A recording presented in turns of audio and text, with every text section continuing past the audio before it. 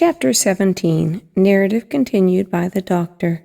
The Jolly Boat's last trip. This fifth trip was quite different than any of the others.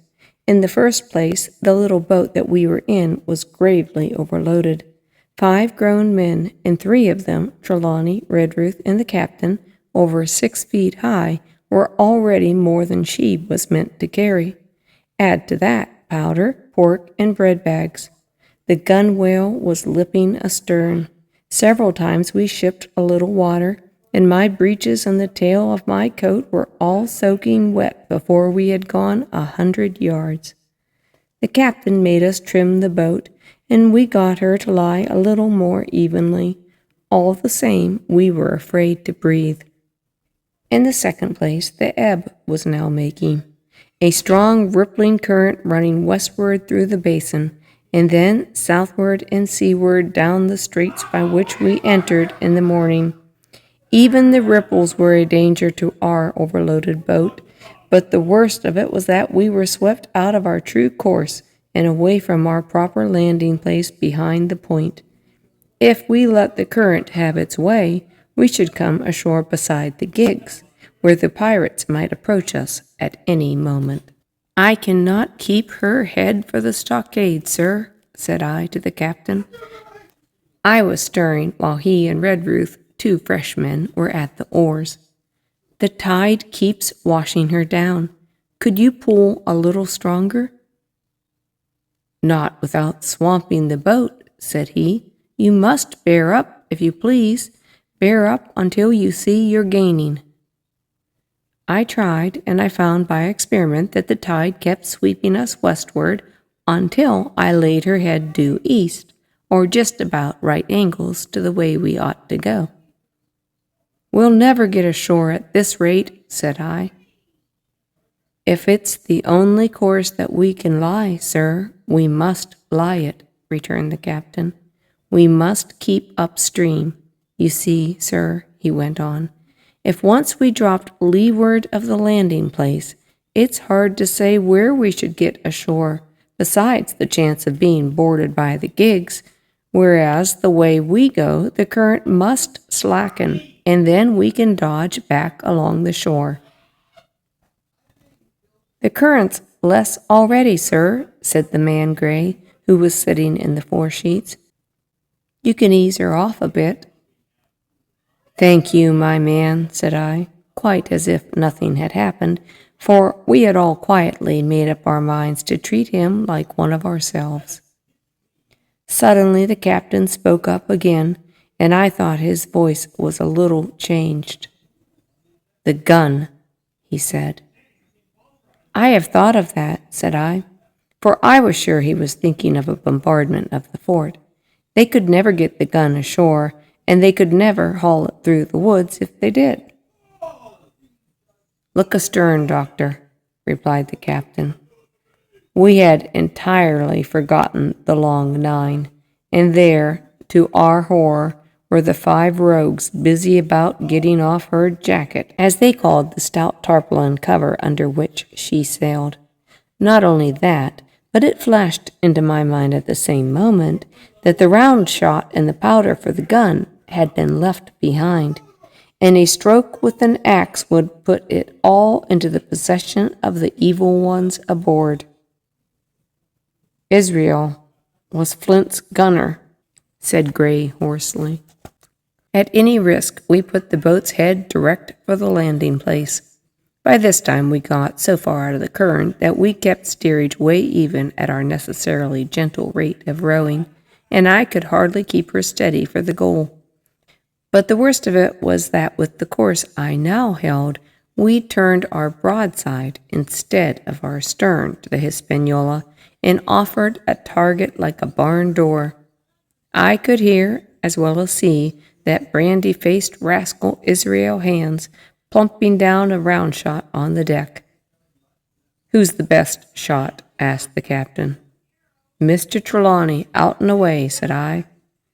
"Mr. Trelawney, will you please pick me off one of those men, sir? Hands, if possible," said the captain. Trelawney was as cool as steel. He looked to the priming of his gun. "Now," said the captain, "easy with that gun, sir, or you'll swamp the boat. All hands stand by to trimmer when he aims." The squire raised his gun, the rowing ceased, and we leaned over to the other side to keep the balance, and all was so nicely contrived that we did not ship a drop. They had the gun, by this time, slewed around upon the swivel, and Hans, who was at the muzzle with the rammer, was in consequence the most exposed. We had no luck, for just as Trelawney fired, down he stooped, and the ball whistled over him, and it was one of the other four who fell. The cry he gave was echoed not only by his companions on board, but by the great number of voices from the shore, and looking in that direction I saw other pirates trooping out from among the trees and tumbling into their places in the boats. "Here come the gigs, sir," said I. "Give way, then," said the captain. "We mustn't mind if we swamp her now. If we can't get ashore, all's up." "Only one of the gigs is being manned, sir," I added. "The crew of the others most likely going round by shore to cut us off." "They'll have a hot run, sir," returned the captain. "Jack ashore, you know. It's not them I mind, it's the round shot. Carpet bowls my lady's maid couldn't miss. Tell us, squire, when you see the match, and we'll hold water." In the meanwhile, we'd been making headway at a good pace for a boat so overloaded, and we had shipped but little water in the process. We were now close in, 30 to 40 strokes, and we could beach her, for the ebb had already disclosed a narrow belt of sand below the clustering trees.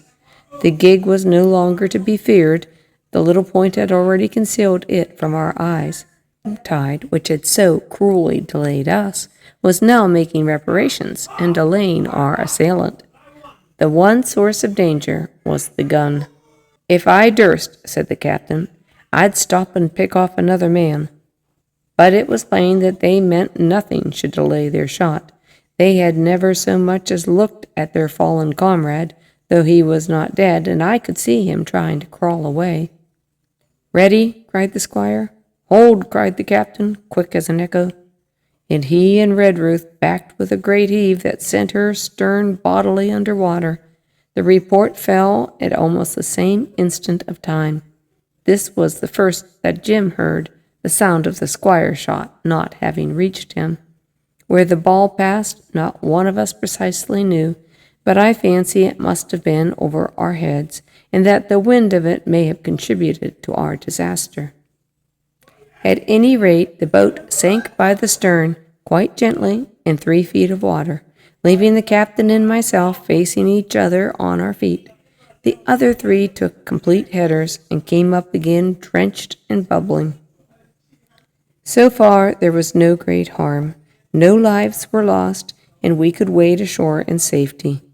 But there were all our stores at the bottom, and to make things worse, only 2 guns out of 5 remained in state for service. Mine I had snatched from my knees and held over my head by a sort of instinct. As for the captain, he had carried his over his shoulder by a bandolier, and like a wise man, lock uppermost. The other 3 had gone down with the boat. To add to our concern, we already heard voices drawing near us in the woods along shore, and we had not only the danger of being cut off from the stockade in our half-crippled state, but the fear before us whether, if Hunter and Joyce were attacked by half a dozen, they would have had the sense and conduct to stand firm. Hunter was steady, that we knew. Joyce was a doubtful case, a pleasant, polite man for a valet and to brush one's clothes, but not entirely fitted for a man of war. With all this in our minds, we waded ashore as fast as we could, leaving behind us the poor jolly boat and a good half of all our powder and provisions.